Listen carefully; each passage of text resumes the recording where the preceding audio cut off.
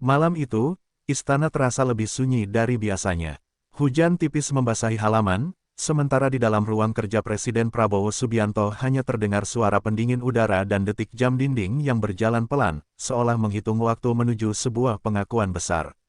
Di atas meja kayu tua, bukan pidato atau dokumen politik yang tergeletak, melainkan selembar laporan angka, dingin, kaku, namun mematikan. Prabowo menatap angka-angka itu lama. Terlalu lama untuk ukuran seorang presiden. Data resmi Indonesia menyebut ekspor nikel ke China hanya sekitar 10 juta ton. Angka yang rapi, disahkan, dan selama bertahun-tahun dianggap benar. Namun di sampingnya, laporan dari luar negeri, dibeli langsung, bukan diminta, menyebut sesuatu yang membuat nalar runtuh. China mencatat impor nikel dari Indonesia mencapai 100 juta ton. Bukan salah ketik, bukan perbedaan metode pencatatan. Selisihnya terlalu besar untuk dimaafkan, terlalu rapi untuk disebut kebetulan. 90 juta ton nikel seolah menguap di udara, hilang dari catatan negara, lenyap tanpa jejak dalam laporan resmi. Di titik itulah Prabowo sampai pada kesimpulan paling pahit bagi seorang kepala negara, ia tidak bisa lagi mempercayai data dari negerinya sendiri. Keputusan itu pun diambil, keputusan yang belum pernah diucapkan presiden manapun secara terbuka. Ia membeli data dari luar negeri. Bukan karena ingin, tapi karena terpaksa. Karena ketika angka dalam negeri terlihat indah namun tak masuk akal, sementara angka luar negeri konsisten dan brutal, kebenaran justru datang dari seberang laut. Di kepalanya, satu pertanyaan berputar tanpa henti, jika data bisa dimanipulasi sedemikian rupa, berapa banyak uang negara yang sebenarnya sudah hilang?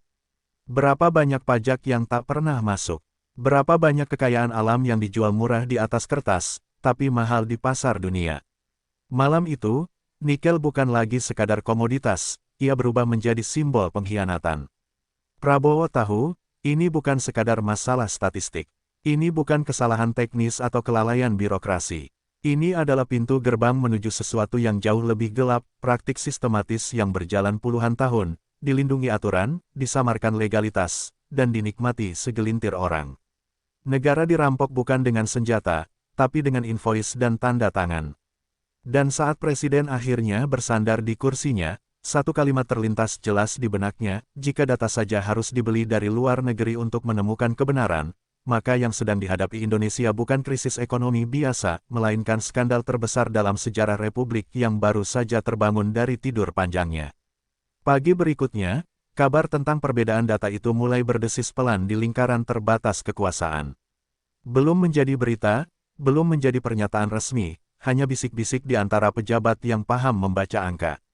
Dua set data kini berdiri berhadapan seperti dua saksi di ruang sidang, satu berasal dari negeri sendiri, satu lagi dari luar.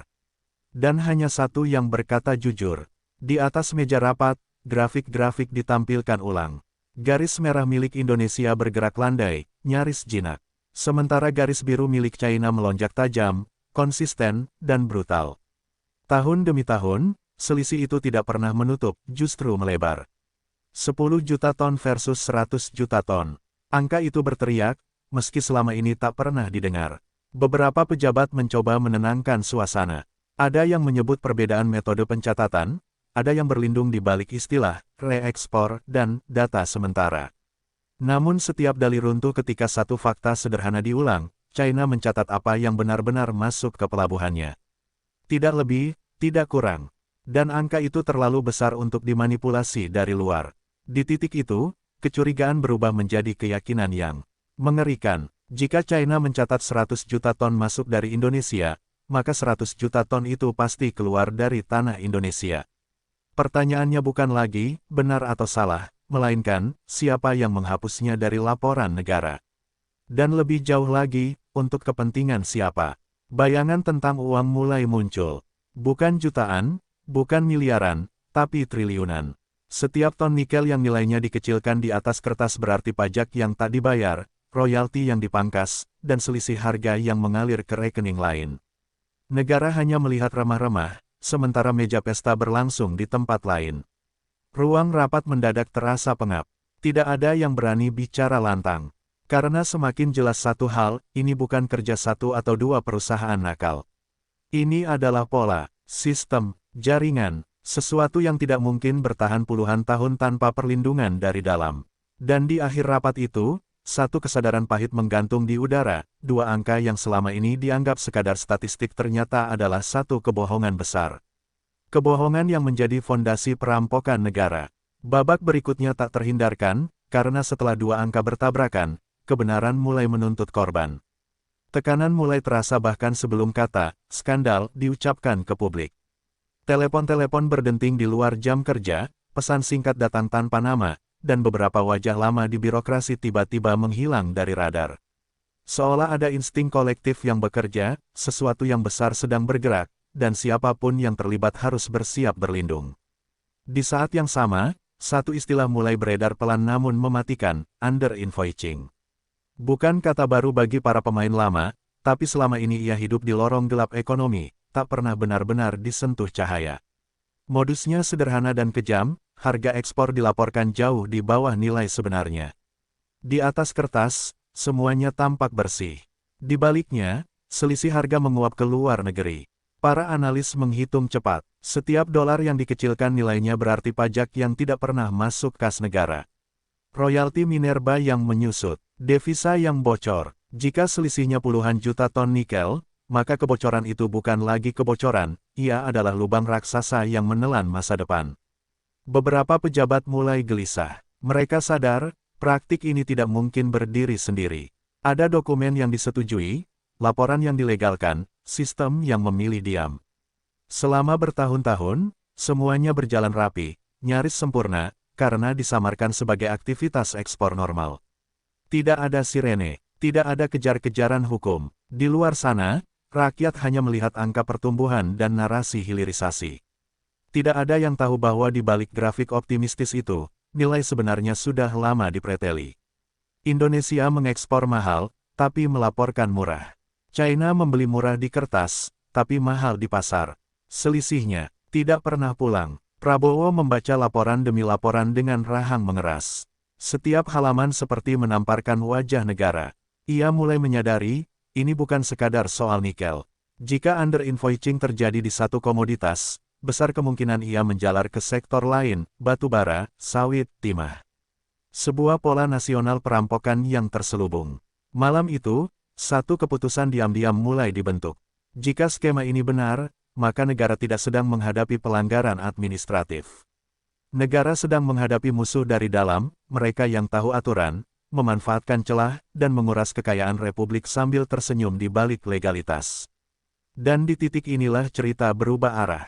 Karena setelah pola mulai terlihat, tak ada lagi jalan untuk mundur. Bab berikutnya bukan lagi tentang angka, melainkan tentang siapa yang berani membuka pintu gelap itu, dan siapa yang akan jatuh ketika cahaya akhirnya masuk. Nama itu akhirnya disebut dalam lingkaran terbatas, dengan nada yang tidak main-main, Mahfud MD. Ketika ia dipanggil masuk ke pusaran ini, suasana berubah. Tidak ada basa-basi, tidak ada diplomasi. Ia datang membawa satu hal yang paling ditakuti oleh kejahatan terstruktur, keberanian untuk menyebutnya sebagai kejahatan negara, bukan sekadar pelanggaran aturan. Mahfud membuka pembicaraan dengan kalimat yang langsung menghantam, kalau selisihnya puluhan juta ton dan berlangsung puluhan tahun, ini bukan kebocoran. Ini perampokan. Tidak ada ruang untuk tafsir lunak.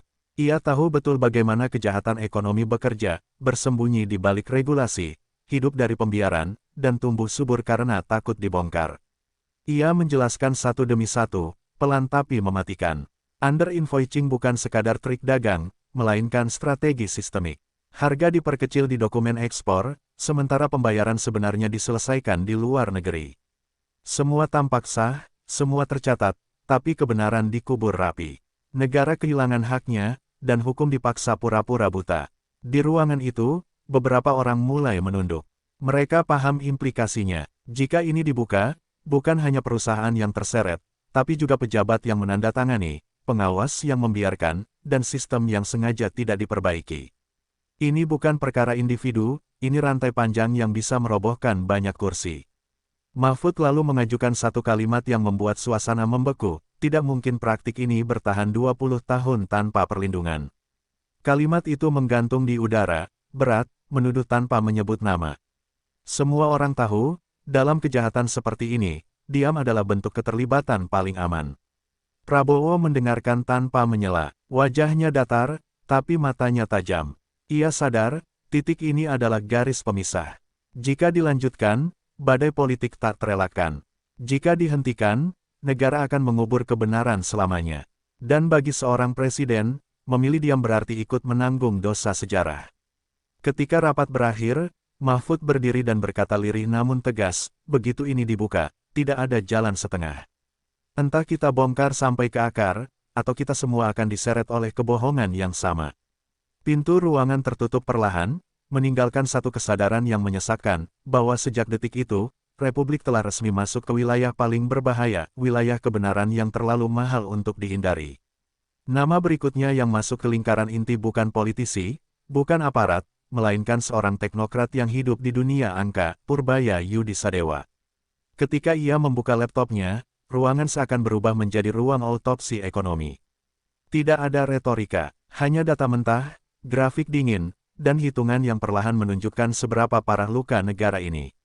Purbaya memulai dari yang paling sederhana, harga. Harga nikel yang dilaporkan ke negara, dibandingkan dengan harga transaksi real di pasar global. Selisihnya terlihat kecil di satu pengiriman, nyaris sepele. Tapi ketika angka itu dikalikan jutaan ton dan diakumulasi selama 2 dekade, hasilnya membuat napas tertahan. Ini bukan lagi kehilangan, ini penjarahan sistematis. Ia lalu menampilkan simulasi. Jika under-invoicing hanya 10-20% saja, negara sudah rugi ratusan miliar dolar. Tapi data menunjukkan selisih yang jauh lebih brutal. Dalam beberapa tahun tertentu, nilai yang dilaporkan ke Indonesia bahkan hanya 1/10 dari nilai yang dibayar di luar negeri. Pajak, nyaris nol, royalti, sekadar formalitas. Suasana berubah ketika satu slide muncul di layar, total potensi kerugian negara, tanda kurang lebih 800 miliar dolar AS. Angka itu terpampang tanpa efek dramatis, justru itulah yang membuatnya mematikan. Tidak ada seruan, tidak ada tanda seru. Hanya angka yang setara dengan 12.000 triliun rupiah, cukup untuk membangun Indonesia berkali-kali lipat.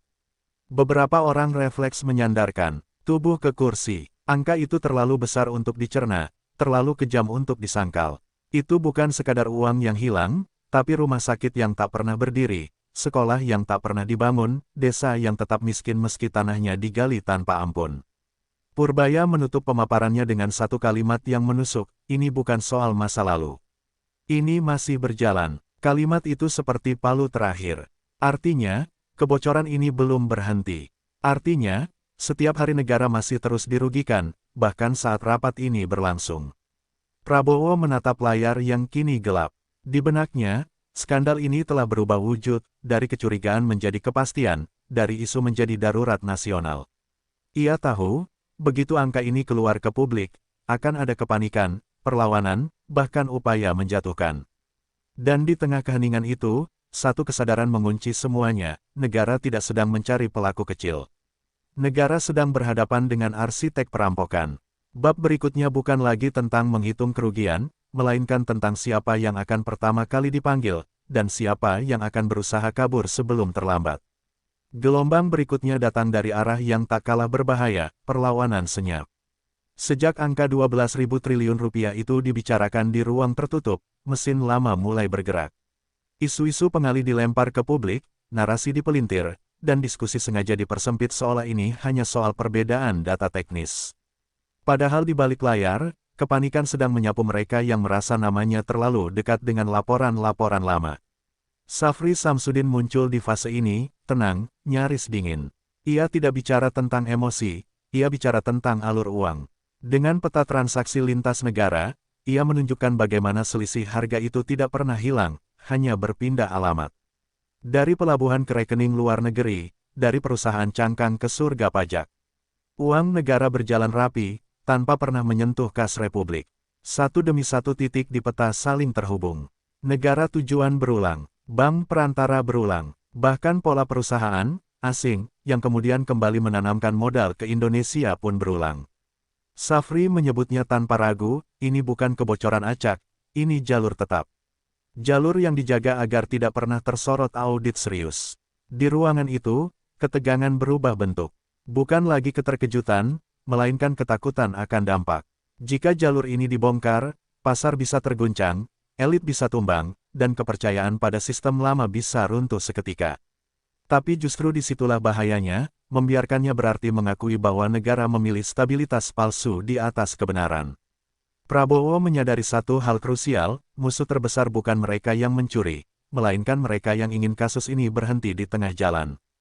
Yang mendorong kompromi, yang menawarkan perbaikan ke depan, tanpa pernah menyentuh masa lalu. Padahal tanpa membongkar akar, kejahatan hanya akan berganti wajah. Malam itu, keputusan yang lebih keras diambil. Investigasi tidak boleh hanya administratif. Harus lintas negara, lintas lembaga, lintas kepentingan. Semua data lama harus ditarik ke permukaan, tak peduli siapa yang merasa terganggu. Ini bukan lagi soal popularitas presiden, ini soal apakah negara masih berdaulat atas kekayaannya sendiri. Dan ketika lampu-lampu istana kembali padam, satu hal menjadi pasti, skandal ini telah melewati titik aman. Mereka yang selama ini bersembunyi di balik dokumen legal kini mulai menghitung waktu. Karena bab berikutnya bukan lagi tentang pengungkapan, melainkan tentang pemanggilan, penyelidikan, dan siapa yang akan jatuh pertama kali ketika negara akhirnya berhenti pura-pura tidak melihat. Pagi itu, suasana berubah drastis. Bukan lagi rapat tertutup, bukan lagi diskusi konseptual. Nama-nama mulai ditulis di papan putih, perusahaan, konsorsium, afiliasi. Tidak diumumkan ke publik, tapi cukup untuk membuat beberapa orang di luar sana terbangun dengan keringat dingin. Untuk pertama kalinya, skandal ini memiliki wajah. Instruksi presiden singkat namun keras, tarik semua data lama. Tidak hanya 5 atau 10 tahun, tapi 2 dekade penuh. Kontrak, invoice, laporan ekspor, dokumen kepabeanan, semuanya. Tidak ada alasan arsip hilang, tidak ada toleransi, data tidak ditemukan. Negara ingin melihat masa lalunya sendiri, apa adanya. Di saat yang sama, beberapa sinyal aneh mulai muncul. Ada perusahaan yang mendadak mengganti direksi. Ada saham yang diam-diam dilepas. Ada pengusaha besar yang tiba-tiba berobat ke luar negeri.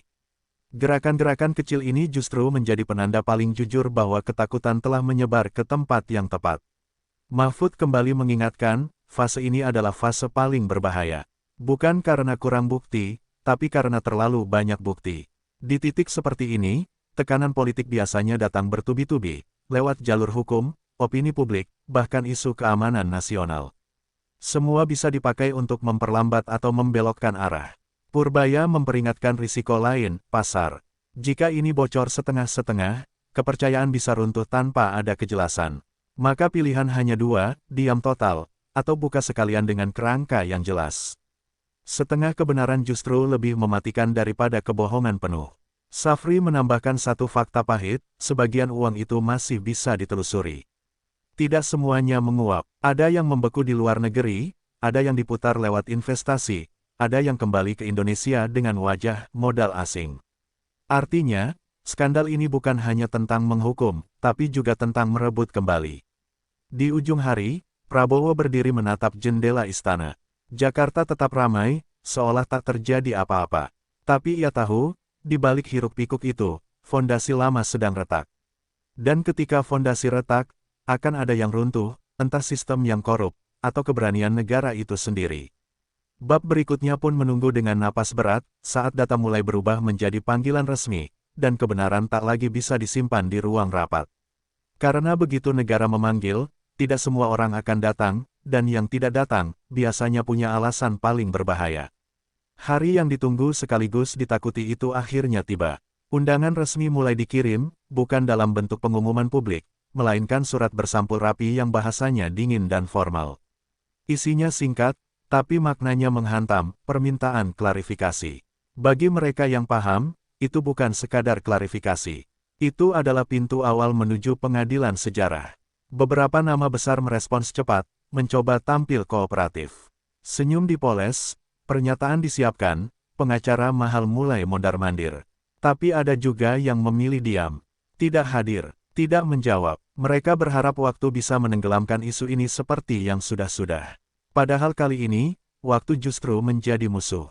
Di ruang pemeriksaan, data berbicara lebih keras dari suara manusia. Invoice dibandingkan, tanggal dicocokkan, harga dipasangkan dengan laporan luar negeri. Setiap selisih kecil yang dulu dianggap wajar kini menjadi potongan puzzle kejahatan besar. Tidak ada teriakan, tidak ada drama, hanya fakta yang pelan-pelan mengunci jalan keluar. Mahfud menyebut fase ini sebagai fase tanpa kompromi.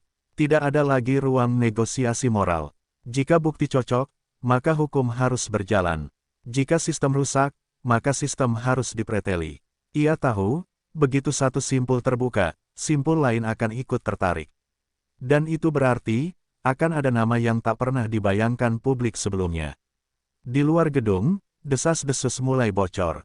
Media mencium bau darah. Isu nikel, under-invoicing, dan data ekspor mulai muncul di headline kecil, lalu membesar.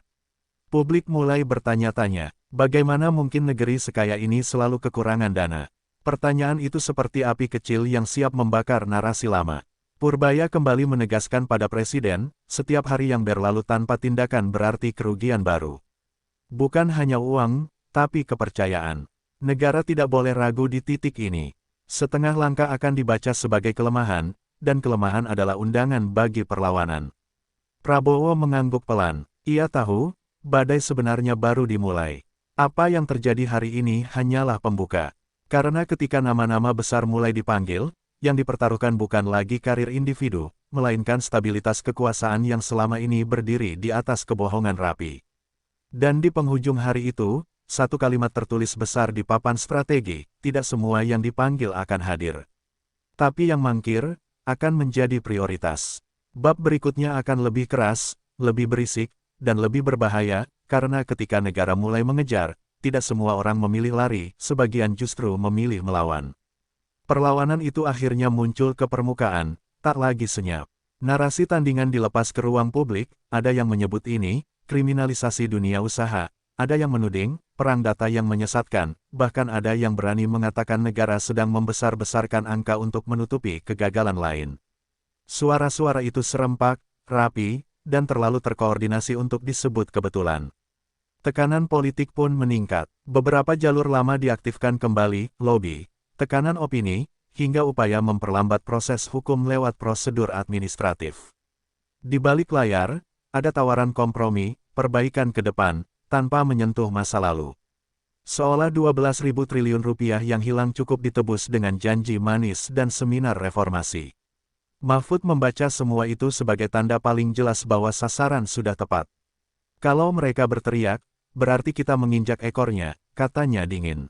Ia tahu, fase ini adalah ujian nyali. Banyak skandal besar runtuh bukan karena kurang bukti, tapi karena negara goyah menghadapi tekanan serentak dari dalam dan luar. Safri membawa kabar yang membuat suasana berubah lagi. Beberapa aliran dana mulai teridentifikasi jelas, lengkap dengan waktu, nilai, dan tujuan. Bahkan ada jejak yang kembali ke Indonesia dalam bentuk investasi strategis. Uang yang dulu kabur, kini berdiri di depan mata dengan bendera asing. Fakta itu menamparkan keras, Republik pernah menjadi penonton di tanahnya sendiri. Purbaya memperingatkan satu hal krusial, waktu. Setiap penundaan memberi ruang bagi pelaku untuk merapikan jejak. Maka langkah harus dipercepat, meski risikonya besar. Jika negara ragu sekarang, kepercayaan publik akan runtuh lebih cepat daripada pasar. Prabowo berdiri di titik paling sunyi dari kekuasaan, memilih antara aman secara politik, atau benar secara sejarah. Ia sadar, keputusan ini akan menentukan bagaimana namanya diingat, sebagai presiden yang berhenti di tengah jalan, atau pemimpin yang menabrak tembok demi kebenaran. Malam itu, keputusan final diambil. Tidak ada lagi kompromi. Proses akan berjalan terbuka, bertahap, dan terukur. Negara akan bicara dengan data, bukan emosi. Dengan hukum, bukan ancaman. Dan dengan keberanian, bukan ketakutan. Karena setelah perlawanan terbuka dimulai, hanya ada dua kemungkinan, kebenaran runtuh oleh tekanan, atau tekanan hancur oleh kebenaran. Bab berikutnya akan menentukan jawabannya, saat publik akhirnya melihat, siapa yang berdiri bersama negara, dan siapa yang selama ini berdiri di sisi kebocoran. Hari pengumuman itu akhirnya tiba. Bukan dengan pidato berapi-api, bukan pula dengan serangan personal. Negara memilih cara paling berbahaya bagi pelaku kejahatan rapi, membuka data apa adanya. Grafik, tabel, perbandingan lintas negara, semuanya ditampilkan tanpa bumbu. Publik untuk pertama kalinya, Melihat jurang yang selama ini disembunyikan di balik istilah teknis. Reaksi datang seketika, media meledak, ekonom terbelah, sebagian terkejut, sebagian pura-pura kaget. Tapi satu hal tak bisa disangkal, angka dari luar negeri cocok satu sama lain, konsisten lintas tahun dan lintas rezim.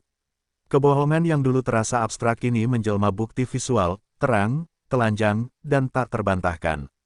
Di balik layar, suasana berubah kacau. Beberapa tokoh yang selama ini tenang mulai kehilangan kendali. Pernyataan dikoreksi, konferensi pers dibatalkan, dan tim hukum bekerja tanpa henti. Ada yang mulai saling menyalahkan, ada pula yang mencoba menyelamatkan diri dengan membuka sebagian cerita, berharap tidak menjadi korban terakhir. Mahfud menyebut fase ini sebagai fase pecah kongsi. Ketika kebenaran mulai terlihat publik, solidaritas semu runtuh. Mereka yang dulu berdiri bersama mulai saling mencurigai. Karena dalam kejahatan terstruktur, orang pertama yang bicara sering selamat, dan itulah yang paling ditakuti. Safri mengonfirmasi kabar yang mengubah arah segalanya, satu jalur uang utama telah dikunci lewat kerja sama lintas negara. Tidak diumumkan rinciannya, tapi cukup untuk memastikan, ini bukan gertakan. Untuk pertama kalinya, peluang pemulihan kerugian negara bukan lagi wacana, melainkan target nyata. Purbaya memperingatkan dampak lanjutan, jika proses ini konsisten, akan ada koreksi besar dalam penerimaan negara. Angka-angka lama akan gugur, narasi lama akan runtuh, dan itu berarti, banyak keberhasilan, masa lalu harus ditinjau ulang dengan kacamata baru.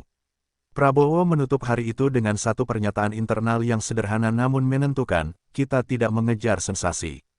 Kita mengejar titik balik. Ia tahu, setelah kebenaran disentuh publik, tidak ada jalan kembali ke masa pura-pura. Negara telah memilih untuk melihat cermin, meski bayangannya buruk. Dan di ujung bab ini, satu hal menjadi jelas, skandal ini tidak lagi bisa dihentikan di level elit.